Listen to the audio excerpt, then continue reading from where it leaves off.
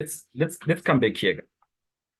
Okay, so welcome guys to part C of our orientational discussion, and we're looking at that October-November 2019 paper. So we're looking at question 3. So I was just about to explain something to do with the audit scope in the charter. So I'm just gonna reread this and explain it with a new light for you. So here's what's happening to the audit with the audit scope. In terms of the charter, the scope of activities of the internal audit activity is confined to, number 1, reviewing the reliability and integrity of financial information, financial and operating information, as well as the means used to identify, measure, classify, and report such information. Okay. This definitely is not our responsibility, but I'm going to come back to that. Why I'm saying it's not, because look, our purpose is defined in the charter. It's centralized on 3 things, 3 areas, which is what? Risk management processes, control processes, and what else? And governance processes. It's not centralized on evaluating the reliability and integrity of financial information. The moment I'm seeing that, I'm already thinking this is the responsibility of external auditors. Now, 1.2, but we're going to talk about, I've already explained about it here. 1.2, reviewing specific operations at the request of the audit committee or management as deemed appropriate. Yes, for sure, we have to do that.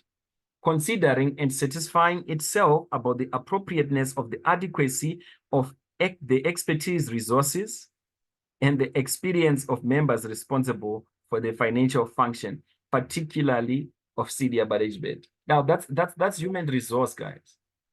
That's human resource responsibilities. Okay, so let me unpack it for you so that it can make sense. So here are the deficiencies. Let's start with the first one in 1.1, right? The internal audit activity should not assume management responsibility, and therefore as such they should not be found. So this is to do with 1.3, because look at this: considering and satisfying itself about the appropriateness of the adequacy of the expertise, resources. Now, the adequacy of the expertise, resources, that's human resources, right? And the experience of members responsible for the financial function.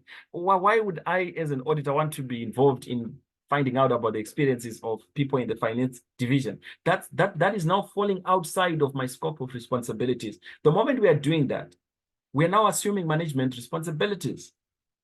We are now actually assuming management responsibilities. So in that case, here is the deficiency. The internal audit activity, but it's a recommendation anyways. The internal audit activity should not assume management responsibility. Therefore, as such, they should not be found performing the responsibility in point 1.3. That's what you would actually indicate as the recommendation. But what is the deficiency? All right. The deficiency is that the internal audit activity is presumed to perform management responsibilities that are supposed to be performed by the human resource division. I'm talking in reference to what is happening in point 1.3. So that is the deficiency there.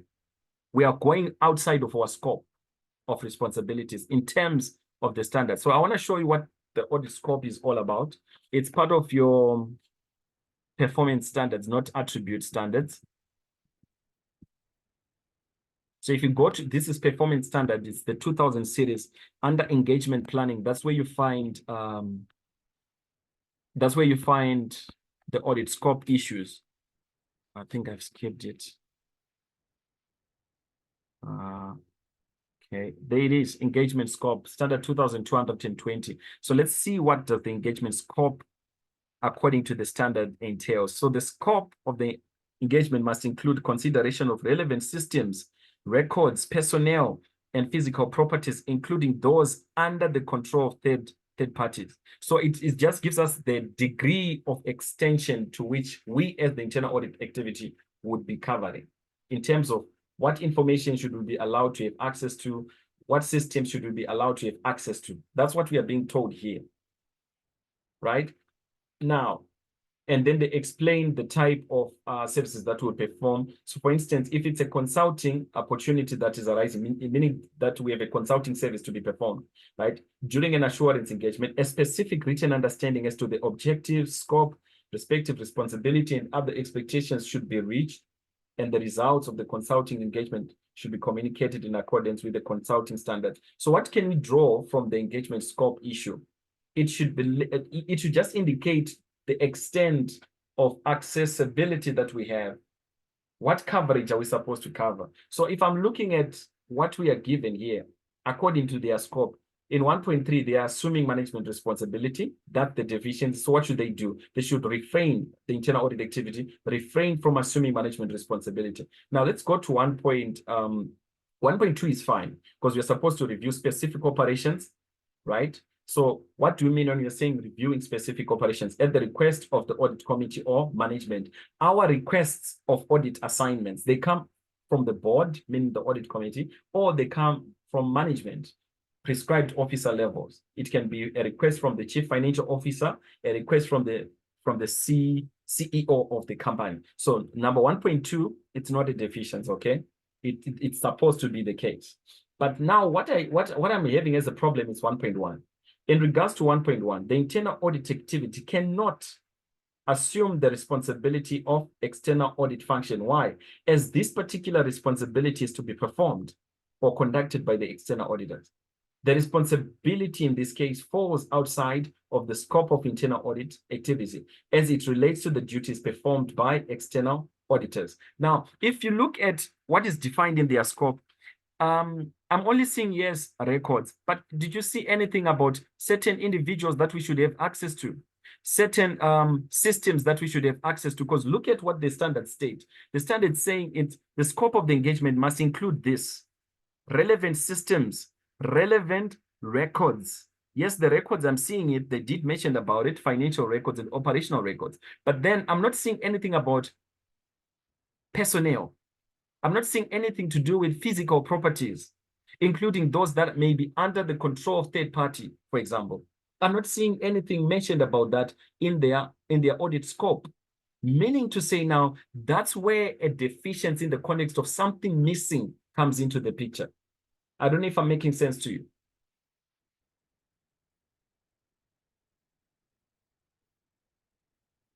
So here, all right, I would want to, okay, let me just write it down. I think it will make more sense. So I just want to give you some control deficiencies in writing. There's a document, man, where I've already explained these things in detail. I'm just trying to figure out which one is which, because I have several copies of this October-November 2019 paper. But anyway, let me rewrite them again. Just dealing with the engagement scope. So the first control deficiency you're going to have to mention. Okay, I've already given them up there, but let me explain this one about what is missing, right? So number one, as a control deficiency, the audit scope in, what is the name of this company? In Magix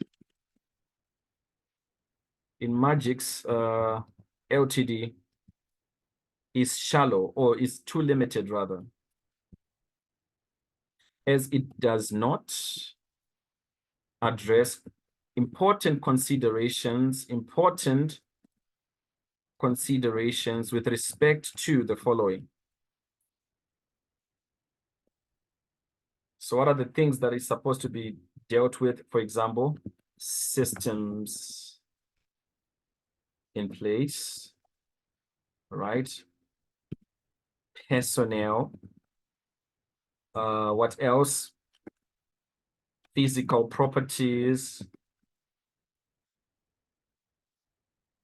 owned by the organization. What else? Let's check here. Okay, records, it's already addressed. That's why I'm not mentioning about the records, because they did mention about the records being addressed, right? So, but these are some of the things that they are not addressing in terms of their scope. So the audit scope in Magix is too limited, or you can say that it's poor, since it does not give considerations to other important aspects that should be taken into consideration, such as the systems in place used by the organization, the personnel, physical properties, on or under the control of the organization. There's no mention about to what extent do we cover in regards to that, right? Because remember, yes, your authority as an internal auditor, it's defined in terms of access that you have to the systems in place, that you have to act in terms of access you have to people working for the organization, in terms of access to physical properties. So if the scope is not mentioning anything about that, it means it's limited, right? So that's a control deficiency. So a recommendation in that regards, it will be just for them to expand their audit scope, to give consideration for certain aspects to do with the systems used by the entity, personnel that the internal audit activity is allowed to interact with, the physical properties which the internal audit activity would be allowed to have access to, including those that are under the control of third party. So that's what you can put under a recommendation. Now let's go to the next one. Besides the audit scope, the organization. So the chief audit executive shall report administratively to the audit committee and functionally to the chief executive officer of the company. Do you see that there's a deficiency there, guys? This has to do with reporting. And by the way, when they say organization, it has also something to do with structure, organizational status of the internal audit division. So here's the control deficiency for this, right? There's poor reporting channel in place. Why? As the chief audit executive is reporting administratively to the audit committee, whereas, and then of course, functionally to the CEO. So what is the recommended channel of reporting that should be in place? The chief audit executive is supposed to report functionally to the board and then report administratively to the CEO. We find it in standard 1000. That's where they mention something about functional and administrative reporting. So it's part of standard 1000. So let me just quickly show it to you. Why am I saying I need to show these things to you? Because remember, the question is confining you to the standard. So you need to be able to know where the relevant information is. Here is the information. The chief audit executive must report to a level within the organization that allows the internal audit activity to fulfill its responsibility.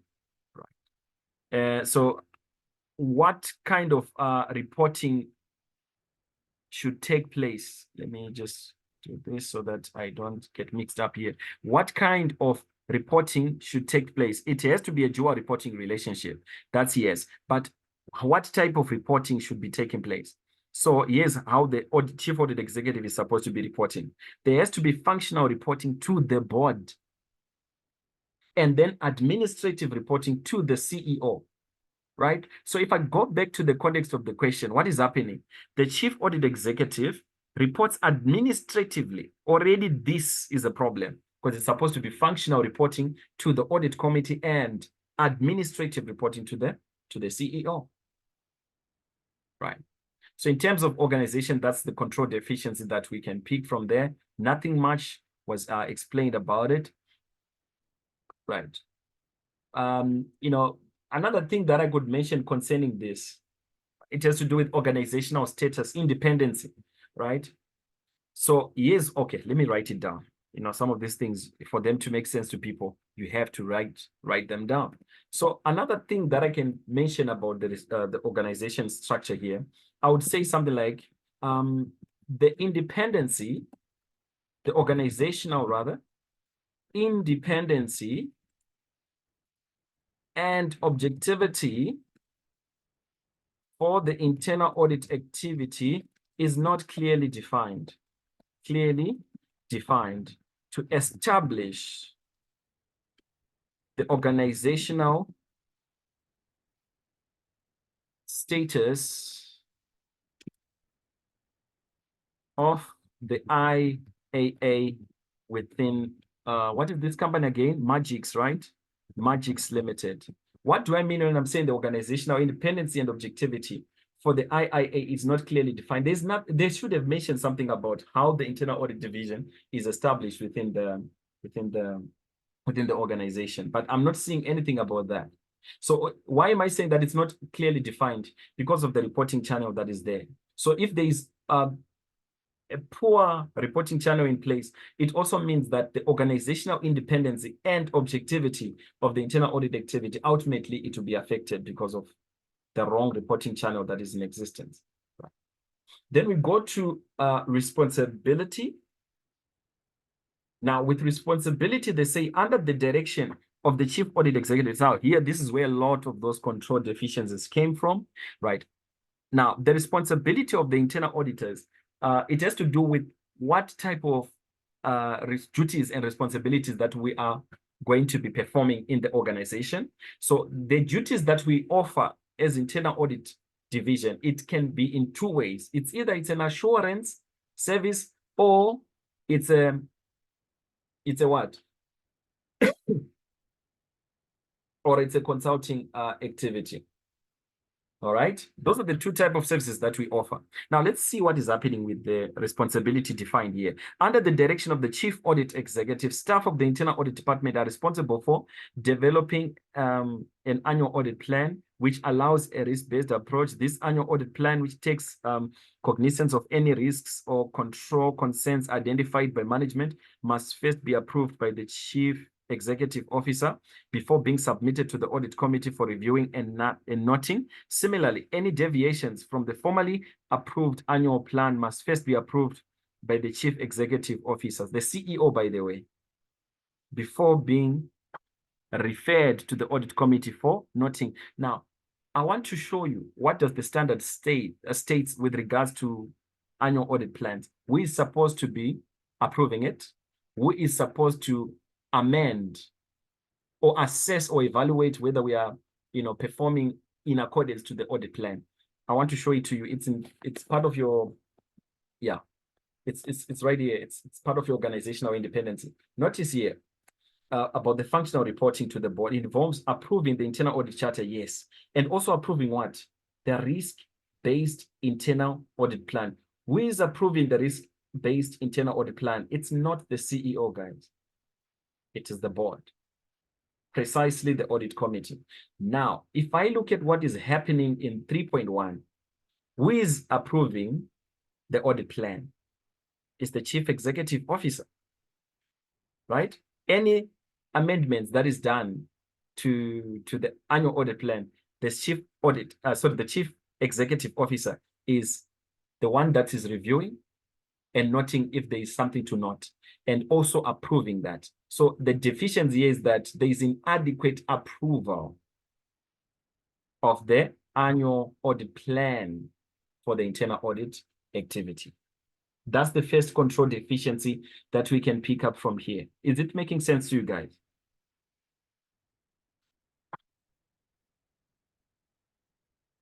And another second deficiency, the person responsible for drafting an annual audit plan. I want you to see again.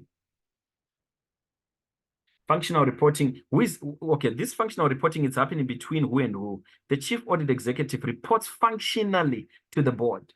So the one that is supposed to be reporting this, it's the chief audit executive, not some of the members of the internal audit division. Yes, they can contribute, but the person that is supposed to be drafting it and submitting it for approval is the chief audit executive. But look here, developing an annual audit plan which follows a risk-based approach, okay? This annual audit plan which takes cognizance of any risk identified by management must be approved by the chief executive officer before being submitted to the audit committee for review and noting. Okay, so notice what is the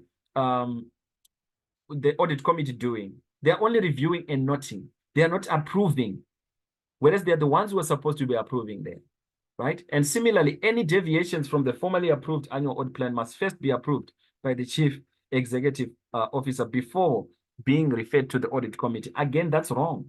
So those are the angles that you can draw, the control deficiencies in this case. So the shortcomings. So one of them, it has to do with not only approving the annual audit plan, but even also evaluation of the performance of the internal audit activity against the annual audit plan in place. It should not be done by the chief executive officer, the CEO. It has to be done by the audit committee guy. And that is why, according to the IA standards 1110, there's this functional reporting that is happening. reviewing communication from the chief audit executive on the internal audit activities performance relative to its plan and other matters. We're supposed to be doing this. We're supposed to be receiving the communication concerning this. It is the board, not that CEO. There's nothing about the CEO they are mentioning here performing these responsibilities of receiving communications about the performance of the internal audit division. The person that is supposed to do that, it is the chief audit executive directly to the board committee, not through the CEO. So that's why their organizational independence effectively, it's not going to be effective, okay? If they remain with those conditions like that, right? So that's 3.1. Let's go to 3.2, implementing the approved audit plan, incorporating any special tasks or projects requested by management and the audit committee as approved by the chief. All right. What do you guys see there? I mean, what do you guys think? Just by looking at 3.2. What is the internal audit activity doing here? They're implementing the approved audit plan, incorporating any special tasks or projects requested by management and the audit committee as approved by the CEO. So yes, the implementation of the audit plan has to take place. That's correct. But it has to take place after it has been approved correctly. So in this case, the shortcoming is the fact that they are implementing, all right? So there's poor deployment of the internal audit plan by the internal audit activities since they are deploying or implementing the audit plan after it has been subject for approval by the CEO other than the board, in bracket audit committee. That's what you could have stated there as the shortcoming. So what should have happened here? Any implemented internal audit plan, right, effected by the internal audit activity should have been pre-approved by the board, not the CEO. That's what the standard states, right? How do I know that? Because it clearly tells you that this risk-based internal audit plan, it is submitted for approval by the board before we can even begin to implement it anyways, right? Now let's come back here. 3.3, after approval by the chief executive officer, issuing periodic reports to management and the audit committee, summarizing the results of audit activities. There's a problem there. All right, the aspect they are testing, it's partly to do with topic number 5. So I don't want to begin to bring information that you are not yet familiar with. So I'm going to skip that particular bullet point for that sake. Now, 3.4, as the need arises, assisting in the preparation of financial statements of the company and also assisting the external auditors in the statutory audit of the annual financial statements. All right, this one, it looks pretty straightforward. What can you guys say about it? Remember, this is all the internal audit activities responsibility according to their drafted internal audit charter. Do you see a deficiency here by looking at this? Are we supposed to be involving ourselves in the preparation of financial statements of a company? No. We are not.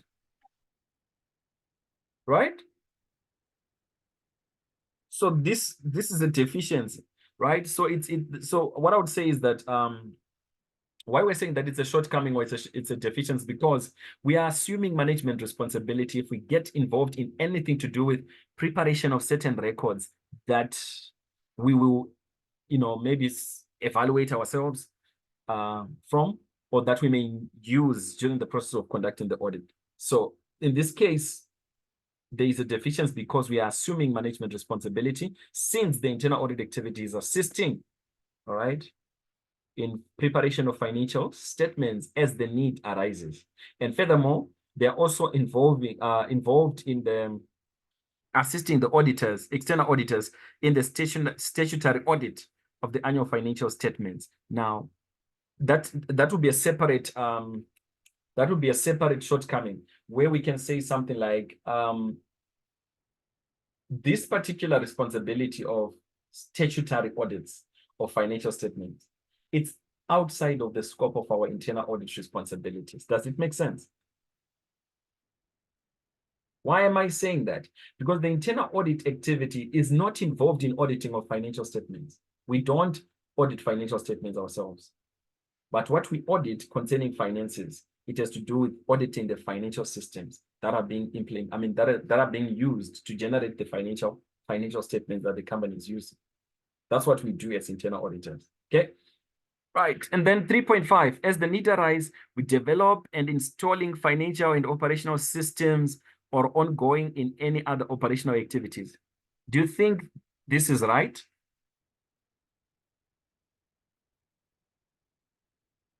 Hello?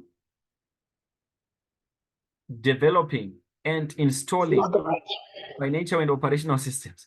We don't develop, guys. We don't even install financial systems that the organization we are going to be auditing is using. We don't do that. The moment you're doing that, that's assuming management responsibility. So a recommendation, we should refrain from any management responsibility, such as the ones of installing, developing financial systems. These are responsibilities that ought to be performed by software developers, not us as the internal audit division, guys. Okay, that's 3.5. 3.6, okay, there's a comprehensive document where I have answered all of these things nicely, but for the sake of the discussion, that's why I'm just explaining and maybe not showing so much of the writing and stuff pertaining to the question, but I'm going to share that one, which is fully summarized with actual details. Now, 3.6, reviewing and approving the external auditor's proposed audit scope, approach, and audit fees for the year. Reviewing and approving the external auditor's proposal, audit scope, approach, and audit fees. This is not our responsibility. That's a deficiency. Why I'm saying it's a deficiency, because this part, okay, about approving the audit scope, approach, and audit fees for the external auditors, that responsibility ought to be performed by the audit committee according to the King 4 report, as well as according to the Companies Act. So this was just something slightly outside of the scope of IPPF, okay? So in this case, we cannot be found doing this. So remember, as part of the recommendation, we can simply say, as a corrective measure to 3.6, we can simply say that the responsibility of reviewing, approving the external auditor's proposed audit scope, approach, and audit fees falls within the domain of the audit committee's responsibilities in terms of the King 4 report, as well as the Companies Act. Full stop. That's what you would state as a recommendation to the identified deficiency there. Right. Number 4, authority. The chief audit executive and staff of the internal audit department are authorized to have full, free, unrestricted access to all functions, records, property, and personnel. Have full and free access to the audit committee upon authorization from, you see now, this is a problem. Because why am I saying this is a problem? We need to actually meet with the audit committee sometimes outside of the chief executive officer's knowledge, right? So, but what I'm saying is the only time the internal audit department has access to the audit committee, it is upon, or it's after being subjected for approval by the CEO. So this is a shortcoming. So what you would say is that, you know, as a recommendation in this case, we can simply say that the internal audit activity, together with other assurance service providers, in bracket external auditors, should be allowed to meet with the audit committee with, you know, outside of the presence of prescribed officers such as the CEO. Full stop. That would be the recommendation I would have given them. And then number 4.3, obtain the necessary assistance of personnel in units of the company where they undertake audits, as well as other specialized services from both within and outside the organization. Okay, let me read this one again. Obtain the necessary assistance of personnel in units of the company where they undertake audits, as well as other specialized services, both from within and outside the organization. What do you guys think?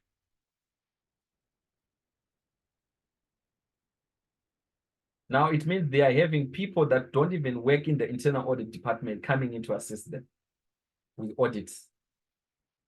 That's a problem. It cannot work like that. Okay.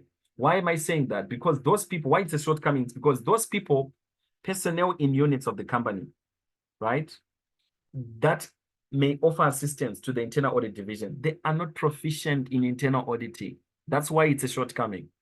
So they lack the knowledge, they lack the experience, they lack the skills of internal auditing to perform those audits. So therefore, there will be no meaningful contribution that they will offer in terms of assistance to the internal audit division. Then we mentioned something to do with proficiency and due care there. Let me show you.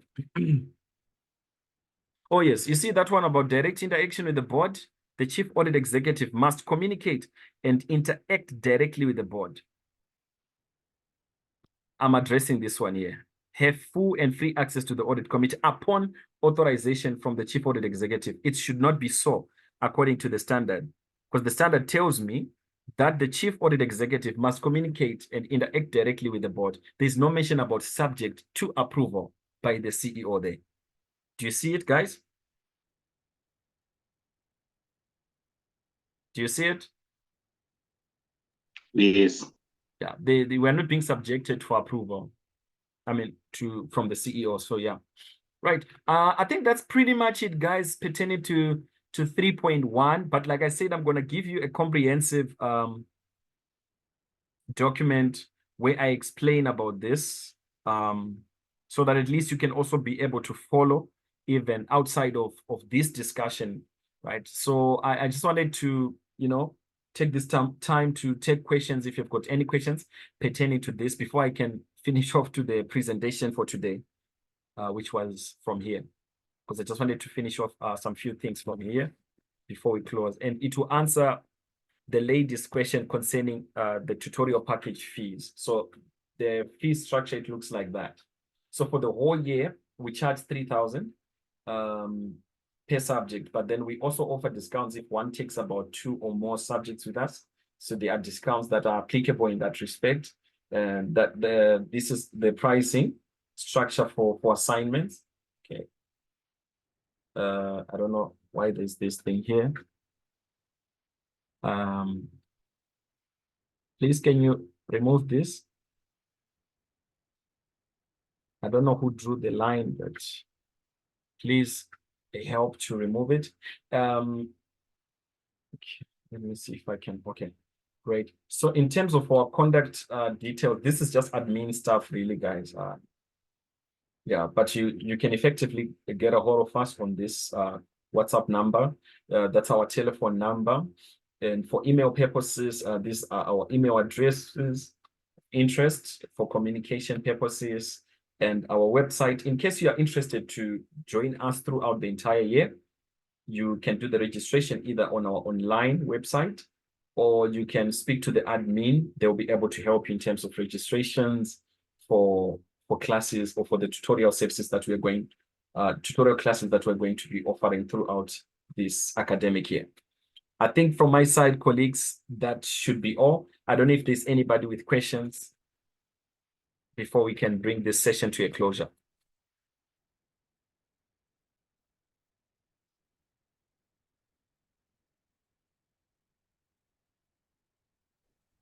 Any questions?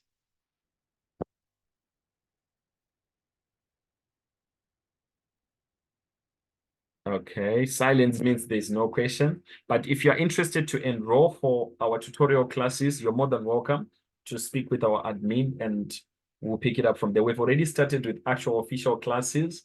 Normally they take place on Mondays from 7 p.m.